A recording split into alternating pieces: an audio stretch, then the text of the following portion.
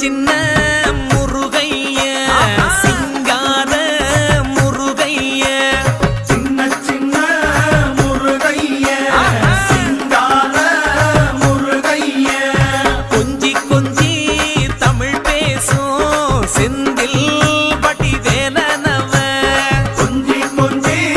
தமிழ் பேசும் செந்தில் வடிவேலனவ சின்ன சின்ன முருகைய சிங்கார முருகைய கொஞ்சி கொஞ்சி தமிழ் பேசும் செந்தில் வடிவேலனவ சுப்பிரமணிய சாமி என்பார், கார்த்திகேயன் என்பார், சுவாமிநாதன் என்பார், முக அமுதன் என்பார்,